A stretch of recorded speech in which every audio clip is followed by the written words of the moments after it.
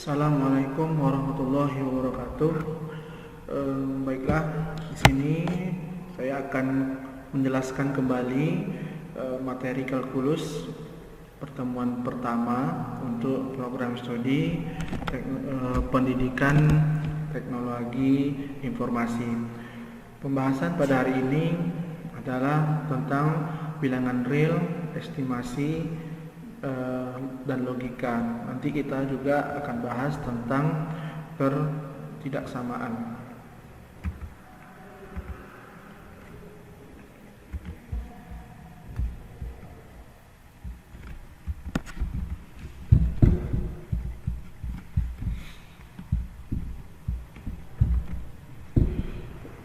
Bilangan real.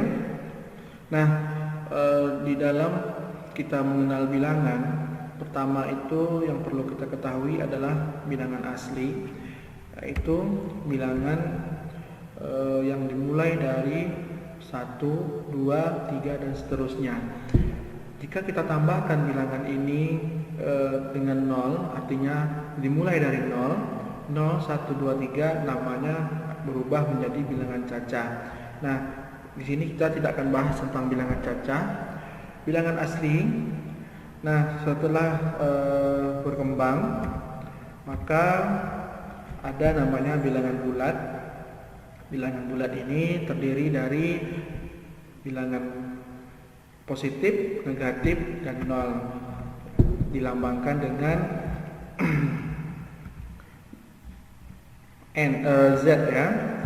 Kalau bilangan asli itu lambangnya adalah N, kalau bilangan bulat lambangnya adalah Z.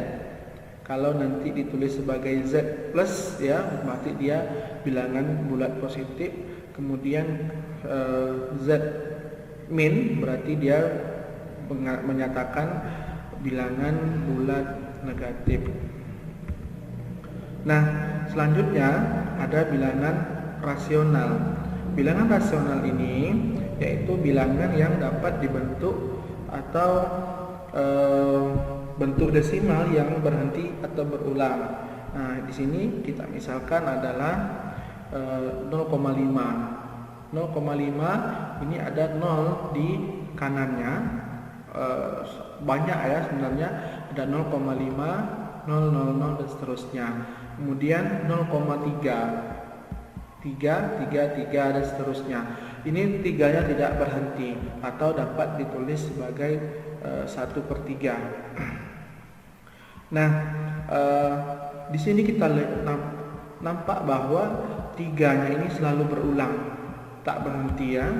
Maka dikatakan dia adalah bilangan rasional, atau bilangan rasional itu sendiri dapat dibentuk menjadi Q sama dengan A per B, A, B, I elemen Z dengan B-nya tidak 0. Nah, di sini A, B ini B-nya tidak boleh 0. Maksudnya adalah kalau suatu penyebut itu bernilai 0, maka tidak bisa dilakukan operasi atau tidak terdefinisi. Nah, selain bilangan rasional, ada juga namanya bilangan irasional. Nah, bentuk irasional ini adalah bentuk desimal yang tak berhenti dan tak berulang.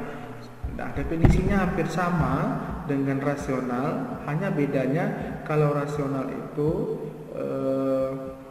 desimalnya berulang, sedangkan untuk irasional desimalnya tidak berulang. Misalkan akar 2 itu sama dengan 1,4142623 dan seterusnya, tak berhenti, tapi tidak ada yang berulang. Misalkan lagi pi atau 22/7, ini setara dengan 3,1415926535 dan seterusnya. Tidak berhenti, namun tidak berulang. Kembali ke bilangan tadi, bilangan rasional. Nah, setelah bilangan rasional ini, maka kita kenal dengan bilangan real ya, bilangan real yaitu semua bilangan yang dapat dinyatakan dalam bentuk desimal, baik itu rasional, irasional, bilangan bulat, bilangan asli, ini adalah anggota dari bilangan real. Jadi maksud dari kotak-kotak seperti ini adalah perwakilan dari diagram Venn ya. Yang paling kecil itu adalah bilangan asli ya, yang paling dalam. Kemudian ada bilangan bulat, yang anggotanya ada bilangan asli juga. Kemudian bilangan rasional. Nah, bilangan rasional ini terdiri dari bilangan bulat dan bilangan asli. Kemudian paling luar atau paling luas yaitu adalah bilangan real yang dilambangkan dengan R. Tadi ada bilangan rasional itu lambangnya Q ya. Sedang untuk irasional biasanya dilambangkan dengan I. Nah, dapat kita simpulkan bahwa ternyata bilangan asli itu bagian dari bilangan bulat, bagian dari bilangan rasional, kemudian bagian dari bilangan real. Nah, ini adalah tentang pembahasan tentang bilangan real. Semoga dengan ini pemahamannya cukup ya. Nanti jika ada pertanyaan bisa tanyakan langsung. Nah, bilangan real ini mempunyai posisi pada satu garis yang disebut dengan garis bilangan real. Nah, ini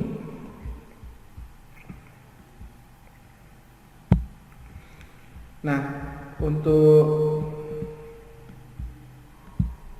ini misalkan 1 ya, 1 atau 0 ini netral ya, tidak positif, tidak negatif, dia netral. Kemudian di kanan 0 ini adalah bilangan positif semua ya, atau di sini positif tak hingga. Di kiri dari 0 itu adalah negatif ya, negatif tak hingga. Di antara 1 dan 2 ini ada bilangan rasional, ada bilangan irasional. Untuk misalkan bilangan irasional di antara 1 dan 2 itu misalkan adalah akar 2. Berapa banyak bilangan irasional yang ada di antara 1 dan 2? Ya tidak bisa dihitung saking banyaknya. Demikian juga kalau kita ingin menghitung berapa banyak bilangan rasional antara 1 dan 2 dan seterusnya. Ini tidak bisa dihitung ya banyaknya.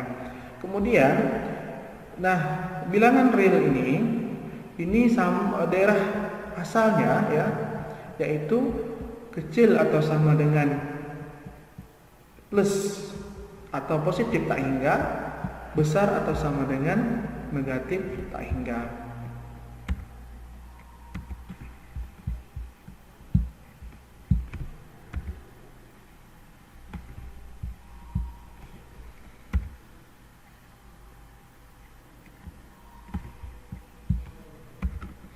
Nah, dalam perhitungan estimasi ini sering sekali kita gunakan. Misalkan tadi ada nilai P itu sama dengan 3,14. Nah, ini estimasi ya, bukan nilai sebenarnya. Karena kalau nilai sebenarnya 3,14 dan seterusnya. Banyak ya, tidak bisa kita tuliskan. Kemudian akar 2. Akar 2 ini juga estimasinya atau setara dengan 1,4 dan seterusnya. 2 pangkat 10 ini setara dengan 1000 ya. Silahkan dihitung sendiri. Nah, di dalam belajar kalkulus khususnya matematika ini juga sangat penting tentang ilmu logika. Di sini kita ambil salah satu saja, yaitu implikasi ya, implikasi. Nah, dalam berargumen kita akan sering menggunakan kalimat jika maka, artinya sebab akibat. Nah, jika P ini disebut dengan antecedent, sedangkan Q-nya adalah konsekuen, sebab akibat. Nah, ini adalah tabel kebenaran dari implikasi jika P maka Q. Nah, dia bernilai salah ya.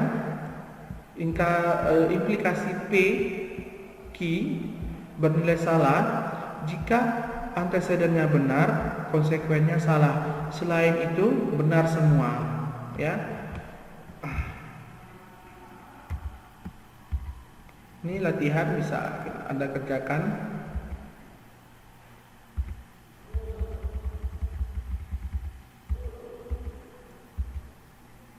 Kita masuk ke interval. Interval adalah bagian dari garis bilangan yang seperti saya jelaskan tadi ya. Interval adalah bagian dari garis bilangan. Kalau tadi kita punya ya, di sini adalah garis bilangan real ya, di sini 0, ada di sini plus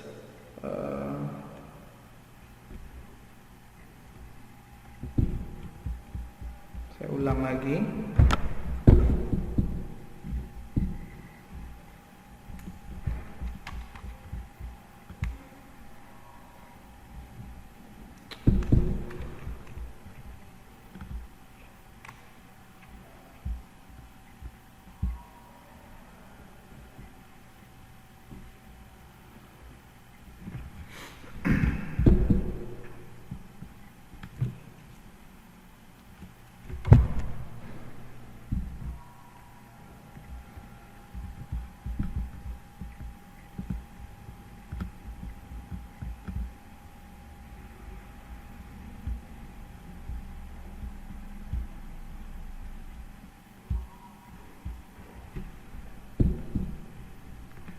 Misalkan kita punya garis bilangan ya. Di sini ada 0, kemudian ini adalah positif tak hingga, kemudian ini adalah negatif tak hingga. Nah, ini kemudian kita ambil di sini 1 ya, 1,2. Nah, ini adalah 1,2 ini adalah yang dikatakan dengan interval atau selang. Nah, misalkan ini tadi 1, 2 ya. Nah, kan bisa saja dia adalah sebarang bilangan, misalkan bilangan A, B ya. Kemudian misalkan di sini P, Q atau C sampai tak hingga ya, atau P sampai negatif tak hingga. Nah, ini kemungkinan-kemungkinan yang ada pada interval yang kita ambil merupakan bagian dari garis bilangan. Nah, misalkan ini notasi A, B tidak ada kurung biasa ya. Ini kurung biasa A, B. Kita tuliskan dalam notasi himpunan X, di mana X kecil dari B, besar dari A. Ini kalau kita tuliskan dengan grafiknya adalah seperti ini. A, B ya, di panahnya ke kanan, A, B. Ini kurung biasa mengikuti yang ini ya, ini kurung biasa. Kalau dulu di SMA kita tuliskan seperti ini, A, B, ini ada bulat kosong tidak diarsir seperti ini.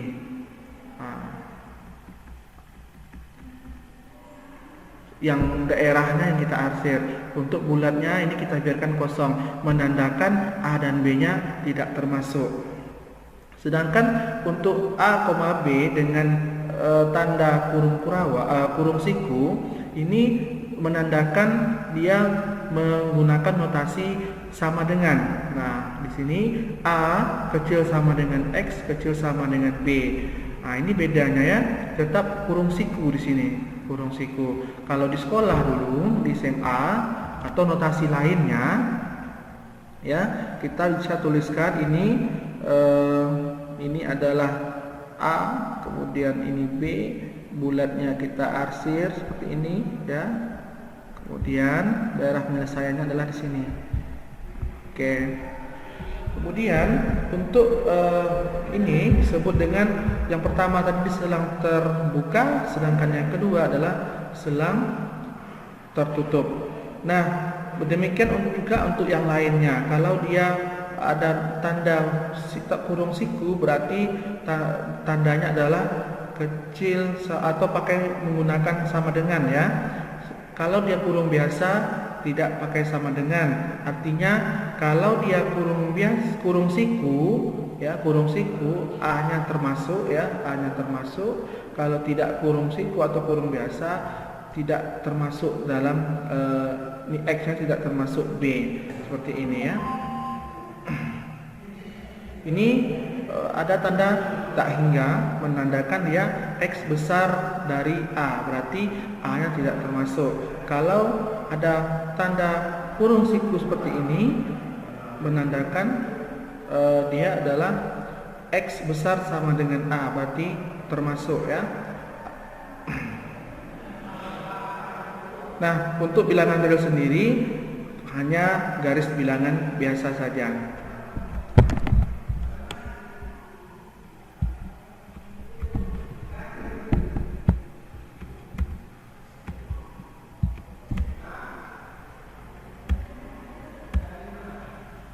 Nah, masuk ke pertidaksamaan. Jadi gunanya atau manfaat dari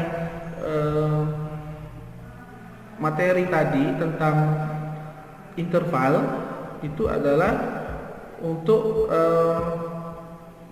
kita gunakan pada penyelesaian atau mengekspresikan himpunan penyelesaian dari pertidaksamaan. Misalkan kalimat 1/4 kecil setengah merupakan ini adalah suatu persamaan yang benar ya. Sedangkan kalimat 1/x kecil setengah merupakan suatu persamaan atau dan ketaksamaan yang nilai kebenarannya masih terbuka, bisa bernilai salah atau benar tergantung nilai x yang diberikan. Maksudnya adalah kalau x-nya ini kecil dari 0 ya, berarti negatif, berarti kan negatif nilainya, maka maka persamaan ini salah. Tapi ketika kita berikan nilainya ini besar dari 2 ya, misalkan 3, berarti 1/3 ya. Kalau 1/3 ini tentu tetap lebih kecil ya, lebih kecil dari 1/2. Kalau kita berikan ini 1, nilainya 1, x-nya 1 berarti 1/1, maka kalimat ini salah. Jadi nilai kebenaran dari kalimat ini tergantung dari nilai x yang kita berikan. Nah, bagaimana menyelesaikan suatu pertidaksamaan? Nah, ini adalah langkah-langkah dalam menyelesaikan suatu pertidaksamaan. Bentuk umumnya AX per BX sama dengan DX per EX, dengan AX, BX, DX, EX adalah polinom dan BX tidak sama dengan 0. EX juga tidak sama dengan 0.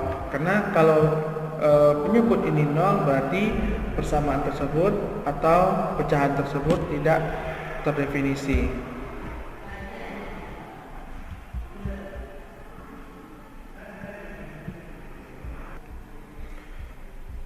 Nah, untuk menentukan cara himpunan penyelesaian pertidaksamaan, pertama pertidaksamaan diubah menjadi PX per QX-nya kecil dari 0 dengan cara ruas kiri atau ruas kanan dinolkan, kemudian menyamakan penyebut dan menyederhanakan bentuk pembilangnya. Kemudian cari titik-titik pemecah dari pembilang dan penyebut dengan cara PX dan QX diuraikan menjadi faktor-faktor linear dan atau kuadrat.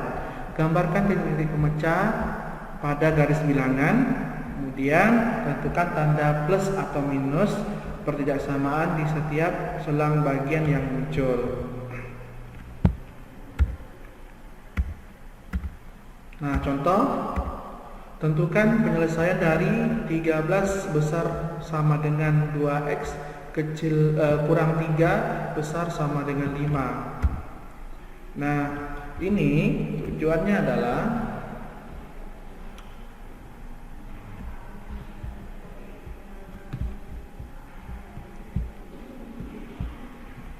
Nah, untuk menghilangkan atau menghilangkan 3 ini, negatif 3, maka ke semua ruas kita tambah dengan 3, sehingga 13 besar sama dengan 2x kurang 3 besar sama dengan 5 menjadi 13 tambah 3 besar sama dengan 2x, ya, besar sama dengan 5 tambah 3. Nah, ini ya menjadi 16, ya, 16 besar sama dengan 2x kemudian besar sama dengan 8. Nah, untuk menyisakan x saja maka kita bagi dengan 2. Kalau yang ruas tengah ini dibagi 2, tentulah ruas kiri dan ruas kanannya ini juga dibagi 2. Berarti 16 bagi 2 ada 8, ya.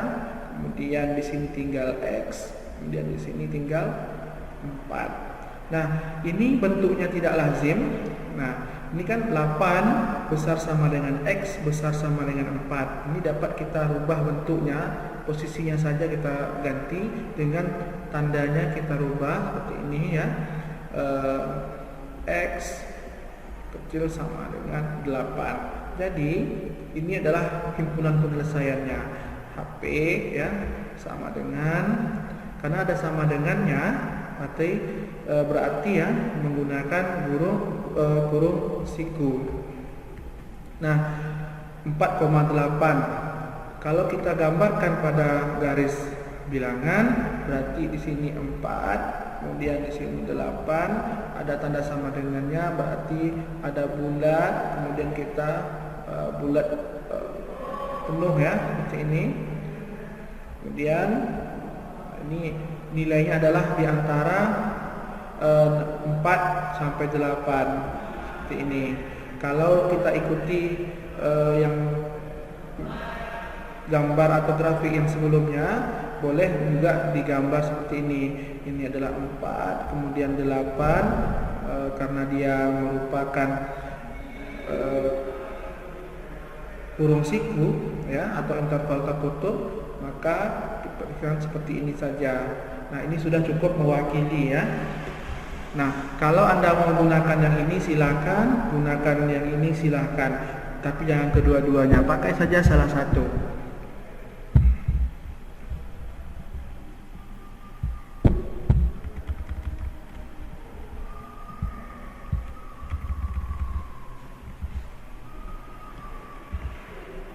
Yang kedua, ya, sama, kita hilangkan 6-nya dengan cara mengurangkan dengan 6. Nah, ini HP-nya adalah negatif setengah kecil sama dengan x kecil 2.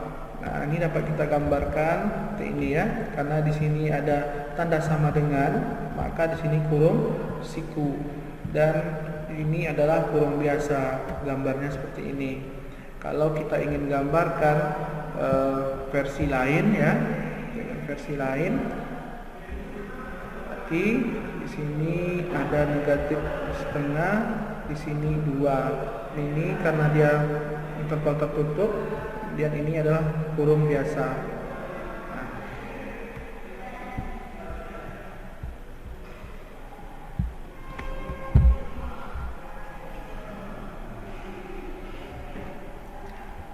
kita lanjutkan. Ya, untuk yang ketiga ini kasusnya berbeda, yaitu menggunakan bentuk persamaannya adalah pertidaksamaan kuadrat. Nah, untuk menyelesaikan ini kita faktorkan terlebih dahulu. Nah, untuk faktor sendiri itu sudah diajarkan di SMP, ya. Silakan dipelajari kembali. Faktornya adalah 2x tambah 1 x kurang 3. Untuk nilai x-nya, ya.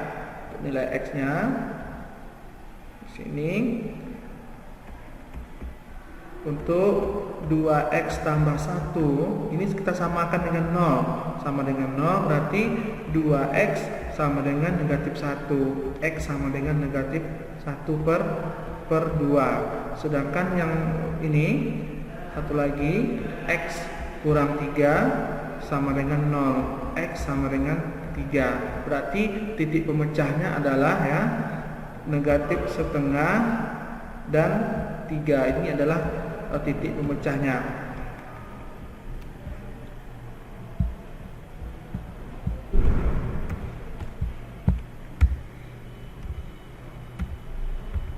Ini tadi titik pemecahnya adalah negatif setengah dan 3. Kemudian kita buat grafiknya. Nah, sekarang di kiri ya ada 3 bagian ya, maksud saya kiri, tengah, dan kanan. Nah, untuk menentukan tanda kita tes ya, kita tes satu persatu. Misalkan di kiri setengah ini kan ada negatif, di kiri negatif setengah, ada negatif 1, negatif 2, dan seterusnya sampai negatif tak hingga.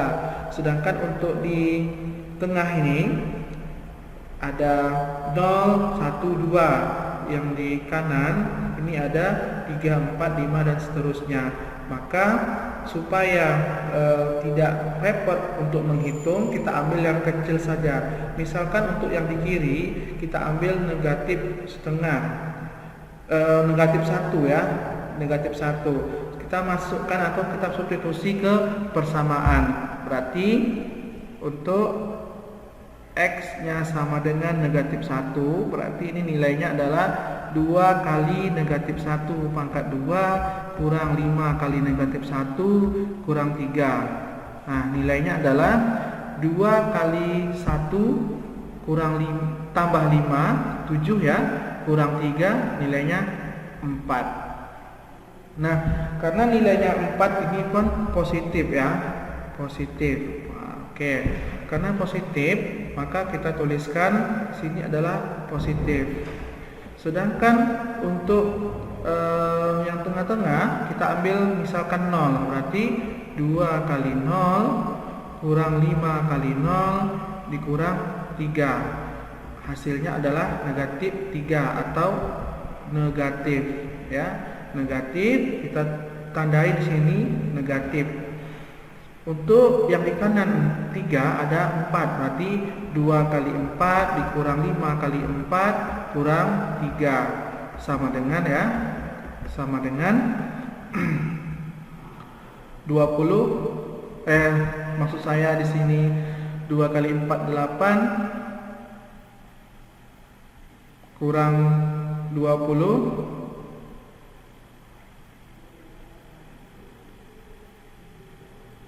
Oh, maaf, di sini ada kuadrat ya. Ada 32 ya, 32. 16 kali 2 32 dikurang 20. Ada 12 kurang 3 9 ya. Positif. Berarti di sini ada tandanya adalah positif. Nah, lihat tanda hubungnya di sini. Kalau dia kecil atau kecil sama dengan, maka ambil yang negatif. Kalau dia bertanda besar, maka ambil yang positif. Nah, misalkan ya, di sini karena di sini adalah tandanya kecil, maka inilah daerah penyelesaiannya. Nah, seandainya persamaannya itu ya, saya hapus. Seandainya persamaannya nilainya tandanya adalah besar sama dengan 0, maka ambil yang positif. Di sini dia nilainya.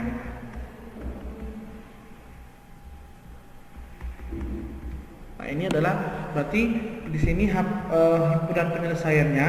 Kalau dia besar ya nilainya, tandanya adalah besar, maka di sini negatif tak hingga, negatif 1/2 digabung ya, digabung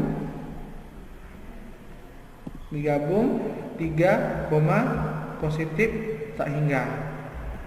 Nah, kalau yang tadi yang ini saya hapus lagi. Karena penyelesaiannya adalah di sini, ya. Ini tanda-tanda negatif. Berarti HP-nya, himpunan penyelesaiannya adalah negatif setengah koma 3. Seperti itu.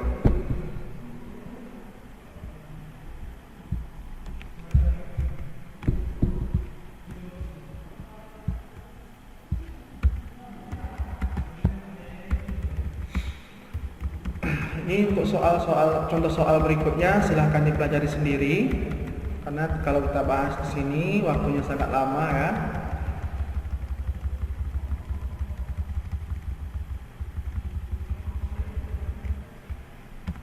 Baik, kita masuk ke nilai mutlak. Nah, nilai mutlak didefinisikan sebagai jarak dari titik pusat pada garis bilangan, sehingga jarak selalu bernilai positif. Nah, definisinya adalah sebelum ke definisi saya estimasikan sedikit ya tentang nilai mutlak ini. Berdasarkan definisi menyatakan bahwa nilai mutlak didefinisikan sebagai jarak X dari titik pusat pada garis bilangan, sehingga jarak selalu bernilai positif. Nah, misalkan di sini 0 ya, di sini 3, kemudian negatif 3. Nah, berapakah jarak 3 ke 0 ya? Berapakah jarak 3 ke 0 atau pusatnya, titik pusatnya di sini? Berarti pada di sini ada 2 ya, ada 1. Di sini negatif 2, kemudian negatif 1. Berapa jaraknya? 1, 2, 3. 3 ya. Atau positif 3. Berapa jarak dari negatif 3 ke 0? Berarti 1, 2, 3. Positif 3. Maka mutlak 3 ya. Mutlak 3 ini adalah 3. Mutlak negatif 3 juga 3. Nah, definisinya mutlak X ya bernilai X jika X besar atau sama dengan 0. Artinya di kanan 0 dia akan bernilai positif. Kemudian negatif X jika X kecil 0. Artinya dia akan bernilai negatif ya jika X kecil dari 0.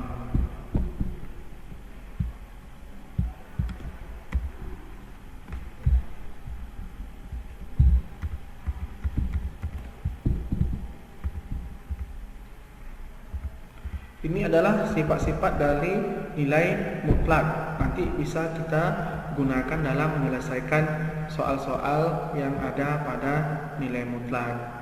Ada 6, silahkan dipahami ya. Nah, ini adalah latihan yang bisa Anda kerjakan di rumah. Nanti kalau ada kendala atau ada waktu ya kita bahas di kelas. Terima kasih atas perhatiannya. Jika ada pertanyaan atau nanti dalam video ini ada mungkin salah dalam menjelaskan, mohon dikonfirmasi ke saya untuk diperbaiki. Terima kasih. Saya tutup. Assalamualaikum warahmatullahi wabarakatuh.